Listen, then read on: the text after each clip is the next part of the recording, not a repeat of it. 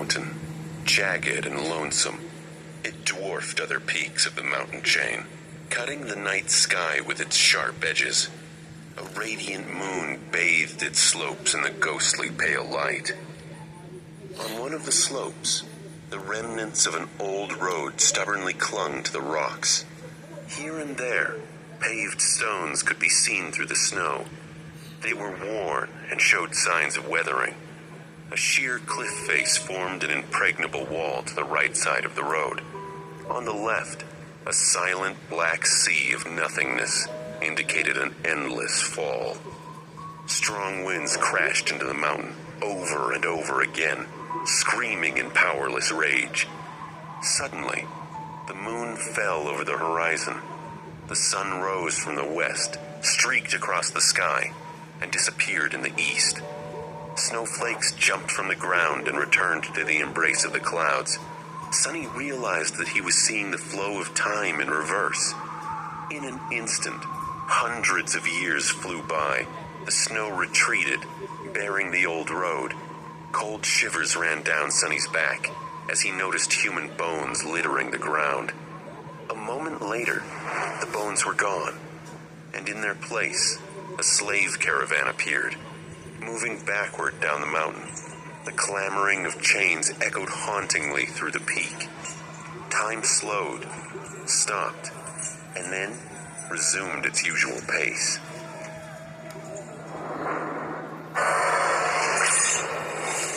A loud voice boomed in Sonny's ears. Aspirant, welcome to the nightmare spell. Prepare for your first trial. Sonny searched around for the source of the voice, but saw nothing. What the hell was that? With nothing and no one to guide him, Sonny began to walk along the snowy mountain path. Step, step, another step. A dull ache was radiating through Sonny's bleeding feet as he was shivering from the cold.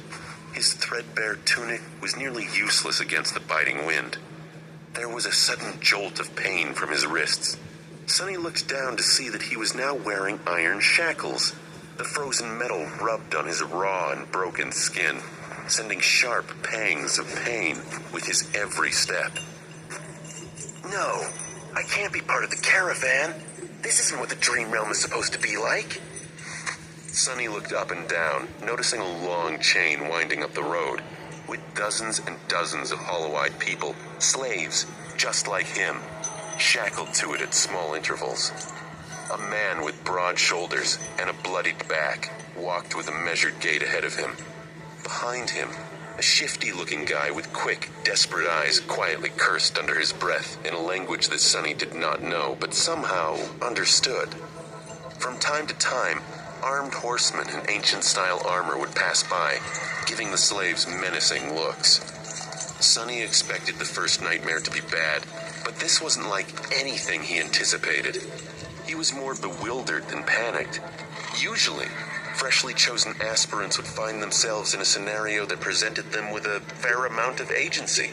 They would become members of privileged or warrior castes, with plenty of access to necessary weapons to at least try to tackle any conflict. Starting as a powerless slave, shackled and already half dead, was as far from being ideal as one could imagine. However, the spell was as much about challenge as it was about balance.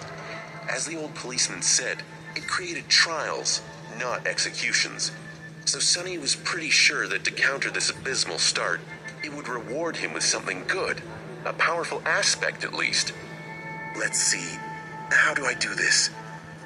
Remembering popular webtoons he read as a child, Sonny concentrated and thought about words like status, myself, and information. Indeed, as soon as he focused, shimmering runes appeared in the air in front of him. Once again, although he did not know this ancient alphabet, the meaning behind it was somehow clear. His eyes flitted over his bleak profile, which read, Name, sunless. True name, none. Soul rank, dormant. Memories, none. Echoes, none. Attributes, fated. Mark of divinity, child of shadows. Aspect, Temple Slave. Sonny wasn't surprised to have the lowest possible soul rank. This was his first nightmare. He had hoped he might be gifted a memory or an echo. Memories were magical items that could be obtained from the dream realm and summoned by the dreamer. Similarly, echoes were creatures the dreamer could call on for aid, but it seemed the nightmare spell didn't see fit to grant Sonny any resources. Sonny knew he couldn't focus on what he hadn't been granted. Life had taught him that a long time ago. He remembered the cop's advice and focused on his aspect. Temple Slave. Didn't sound promising, but he dug deeper, pulling up the aspect description. The runes read, Aspect description. Slave is a useless wretch with no skills or abilities worthy of mention. A temple slave is just the same, except much rarer.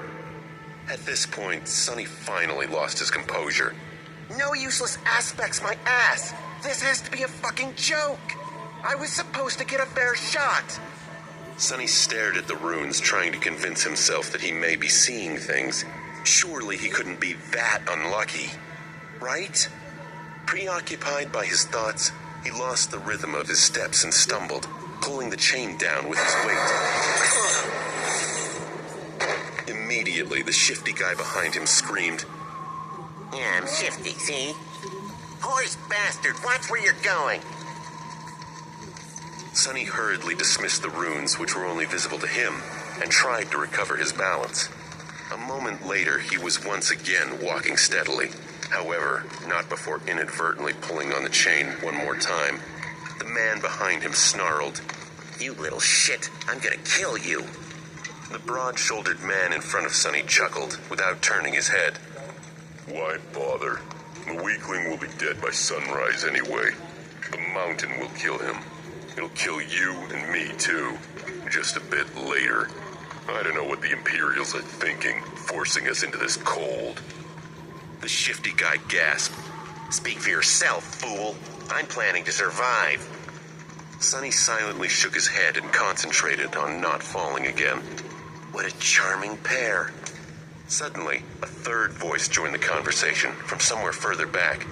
This one sounded gentle and intelligent. This mountain pass is usually much warmer this time of year. We just had really bad luck. Also, I would advise you against harming this boy. The Weasley man sounded annoyed. Why's that? Sonny turned his head slightly. He still couldn't catch sight of the mysterious stranger, but he caught their answer. Haven't you seen the markings on his skin?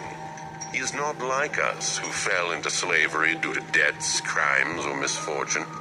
He was born a slave. A temple slave, to be precise. Not long ago, the Imperials destroyed the last temple of the Shadow God. I suspect that this is how the boy ended up here. The broad-shouldered man cast a look back. So what? Why should we be afraid of a half-forgotten weakling god? He couldn't even save his temples.